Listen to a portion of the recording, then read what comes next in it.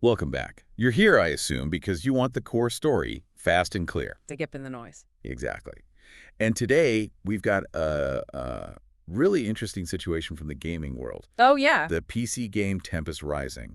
It just launched on Steam way earlier than anyone expected. Tempest Rising, right? That's the base building RTS, yeah. Real-time strategy. That's one. Like commanding armies, build up your base, all happening live. Yep, standard RTS fare. So what's the deal with the launch? Well, the plan, the date everyone knew, was April 24th, next year. Okay, 2025. Right, then bam, April 17th this year. It just Yeah. shows up on Steam, a full week early. Whoa, okay. That's unexpected. Totally. So our mission today, using a PC Gamer piece from April 18th by Tyler Wilde, is to figure out how this happened. Right. The how and the Yeah, why. the reactions, Plus, what this tells us maybe about the gaming industry itself. Sounds good. So where do we start? The big how. How did it launch early? Yeah, let's dive into that, because it wasn't some, clever marketing stunt. No, not a planned surprise. Seems not. It looks like a genuine mistake. Something to do with a planned early access period, 7 days early. Ah, okay. Early access. That makes a bit more sense. Who is that for? That head start, the 7 days starting April 17th, that was meant to be a bonus, A perk, right. specifically for people who pre-ordered the deluxe edition of the game. Gotcha. So pay extra, play early. Standard practice these days. Exactly. Everyone else was supposed to wait for the official date, April 24th. But something went wrong in the execution, I take it. You've got it. The error, whatever it was, unlocked the full game. Not just for the deluxe pre-orders. Nope. For everyone, every single Steam user, a whole week early. Wow. Okay, that's a bigger slip up than just giving early access codes out wrong. Definitely feels that way. Yeah. So what did the people in charge, the publishers, say? Well, a PC Gamer quotes the Steam update from the publisher. They owned up to it. They acknowledged the mistake. Yeah. And instead of trying to, stuff the genie back in the bottle. Which sounds technically nightmarish. Exactly. They said, and I quote, "The most seamless solution ended up being to release the game to everyone." Seamless solution. Yeah. Translation. Yeah. Probably easier than trying to revoke access for thousands, maybe millions of players, right? You'd imagine so. Probably some back-end setting on Steam, a flag for access rights. And the wrong flag got flipped. Looks like it. Set for general release instead of just the specific deluxe group. Okay, so who are the companies dealing with this?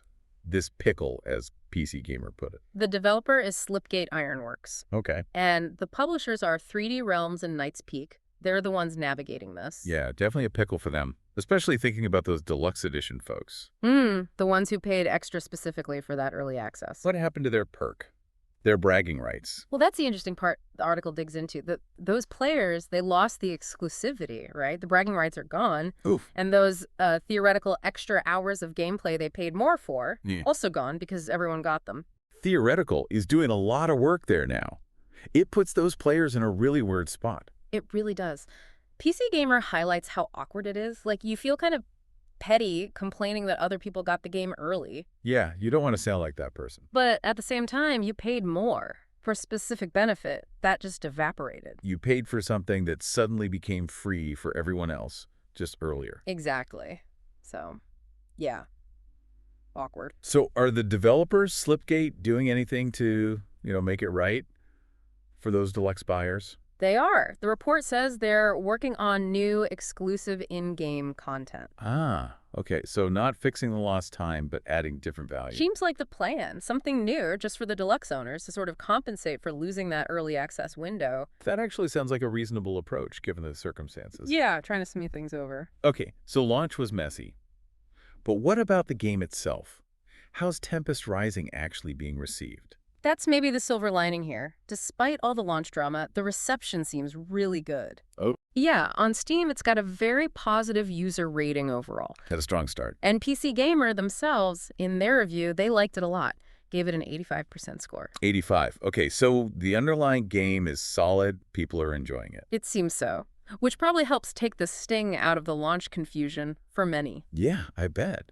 And for anyone who didn't buy the deluxe edition, This was just good news, right? Absolutely. If you were just waiting for April 24th, suddenly getting a well-reviewed game a week early, that's just a pleasant surprise. A free, unexpected bonus week of playtime. Can't complain about that. Now, this whole thing, like PC Gamer points out, it kind of puts a spotlight on these early access bonuses in general, doesn't it? It really does. It sort of draws attention to the silliness, as they put it. Silliness how? Well, think about it. The whole point, the privilege you're buying, is basically other people not having something yet. Huh. Yeah, it's based on exclusion. Right. There's an inherent awkwardness there. And this situation just highlights how fragile that setup can be in the digital age. You're paying extra, so others have to wait. And then, oops, never mind, everyone's invited to the party early. Precisely. It throws that whole value proposition into question, you know? Makes you wonder if people will be as keen on paying for early access next time. It could definitely make some players pause, thinking, is this perk actually guaranteed? And it shows the complexity of these digital launches. One wrong click can have big consequences. So the PC Gamer article, it mentioned an update. What was that about? Ah, yes. The article initially went live before the publisher had made their official statement about the accidental launch. Okay, so initial reporting, then confirmation. Right. The update just added the publisher's acknowledgement and the reasoning about the seamless solution. Standard practice for evolving news. Got it. So let's wrap this up. Tempest Rising, RTS game, expected next year. Accidentally launches a week early this year on Steam. Caused by a mix-up with the deluxe edition early access. Right. The publisher decides, okay, it's out now for everyone. Easier than fixing it. Game itself, getting good reviews, very positive on Steam, seems solid. Yep, despite the bumpy start. But the deluxe buyers, the ones who paid for early access, lost that perk. And the developer is trying to make it up to them with some exclusive in-game stuff later. So a bit messy, but maybe ending okay because the game is good. Seems to be the takeaway. Quality helps smooth over a lot of bumps. All right, so here's the final thought to leave folks with. This whole Tempest Rising situation. Does it change how you view pre-order bonuses, specifically early access, especially in this digital world where apparently exclusivity can vanish with a wrong click? What's that bonus really worth? And what does it say about how complicated launching games is now? The pressures involved. Yeah, and think about the response, too. The publisher's call, the developer's compensation plan. Does that feel like the right way to handle it? Lots to chew on there about value, risk, and how companies react when things go sideways. Definitely something to ponder.